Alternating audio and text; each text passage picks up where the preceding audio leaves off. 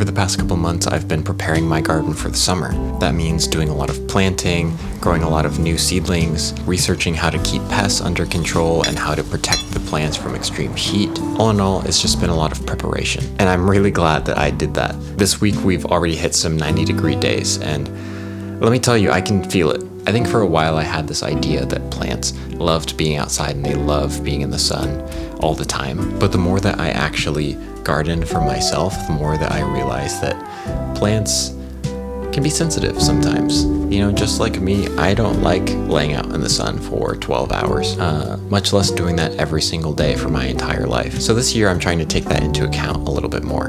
I'm really trying to plan ahead to save my plants from the heat. And one of the ways that I've been preparing to do that is just simply planning my garden better. You know, last year I really just went to the nursery and got plants that I really would have fun planting and taking care of, and kind of just scattered them around in the garden without much thought. This year, not only am I planting more, but I want to plant smarter. This is the first year that I'm going to try a trellis system for some of my vining plants. I have several tomatoes in my garden, and I actually picked up a couple cucumber plants as well. I have a suspicion that they'll want a lot of space to grow, and there's really, for me, no better space but up. So this week I'm going to try and develop a trellis system that hopefully is beneficial to the plants and isn't too high cost for me. First, I have to plant the cucumbers that I got, but unfortunately their spot is being taken right now by some onions that I planted last fall.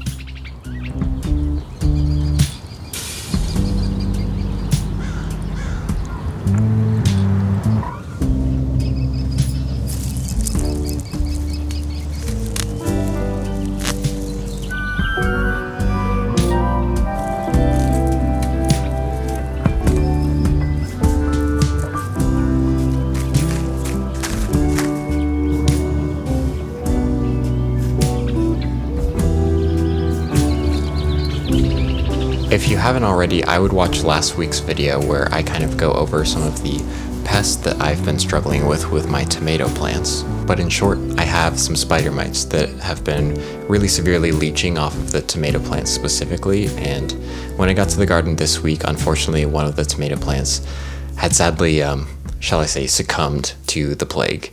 I still have some treatment left to do on these tomato plants before they're mite free, but unfortunately this one just didn't make it in time, so I will be disposing of it properly. But that leaves us with 5 tomato plants that I need to make a trellis for. Now originally I had come across something called a Florida weave, which is a system in which you weave together the tomato plants with some sort of rope or string and gradually support it as it grows up into the air. But unfortunately, I already came across a roadblock that really illustrates what good planning can do for you long-term in a garden. Now, my tomato plants, when I first got them, I made sure to prune them and remove the suckers and try and follow some online advice as to how to prune tomato plants in the best way possible. I don't think that was all-encompassing, and I missed a couple steps, and now the tomato plants that I have several full-blown offshoots at the base, and it makes it really difficult to manage that as it continues to grow because it creates a really big bushy plant rather than just a single stalk. So the tomatoes ultimately that I have now are very sprawling, and I've decided not to prune them yet because I'm afraid it would cause too much stress, especially with the ongoing pest problem. So right now I have a bunch of bushy tomato plants that I have to figure out what to do with. That's when I had the idea of just using a single line up to my roof. And I think I could wrap the tomato plants around the line as they continue to grow, and hopefully that will be strong enough to support the tomatoes, and they'll grow up the line as summer continues on, and we'll see how well they do with that system.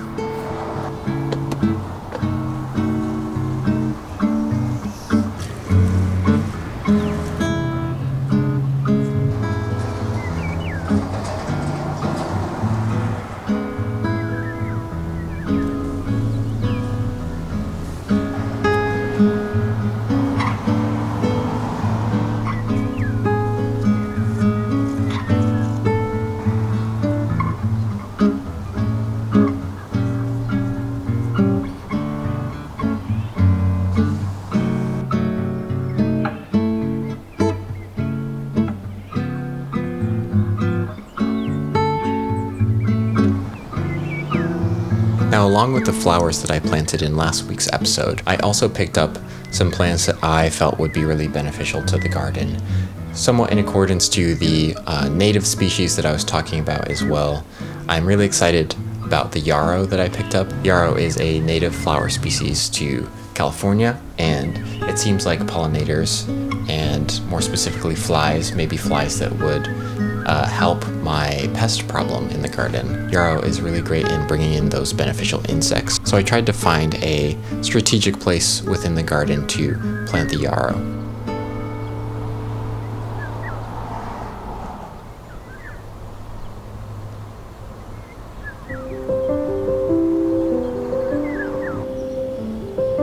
For a while now, I've been wanting to try my own hand at seed starting, and up until this point, I have had very limited success with that. From not having the right growing medium to not having the right grow light. So about a month ago, I tried to fix one of those problems and ordered a grow light. I tucked it away in a little corner of my kitchen and started some seeds under the microwave, and for about a month now, I've been growing some seeds of my own.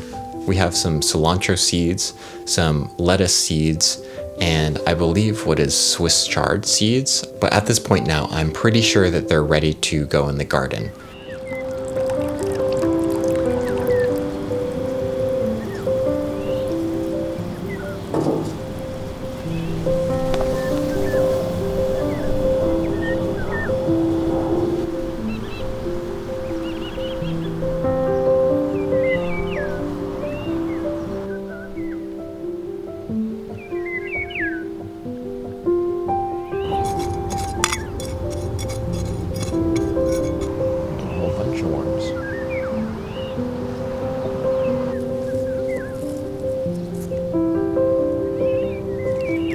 Even though I've had my garden for a little over a year now, I feel like I'm just starting to get the hang of planting schedules and planning ahead and figuring out what plants to plant for which seasons. I think my number one rule throughout all of this is to just try and plant things that I'm excited to grow and excited to eat. Hands down, that's always what's kept me coming back to the garden and made me excited to garden every day, is seeing the progress and seeing the production of those things that I am just really fascinated by and really want to see flourish and grow.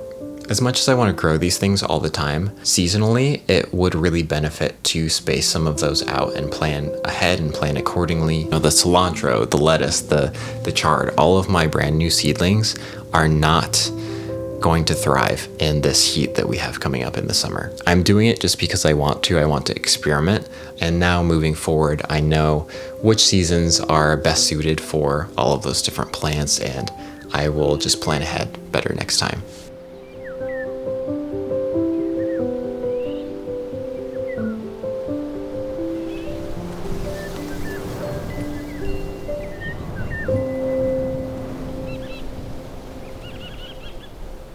Summer's always been one of my favorite seasons.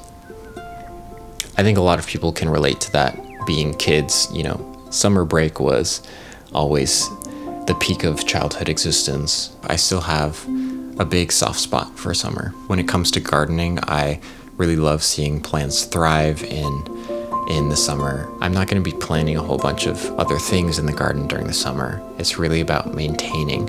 It's really about taking care of what you have already. And even though there will be a lot of new growth, I think it'll be important for me to shift my focus to maintaining and preserving and taking care of the things that I already have to make sure that they do their best.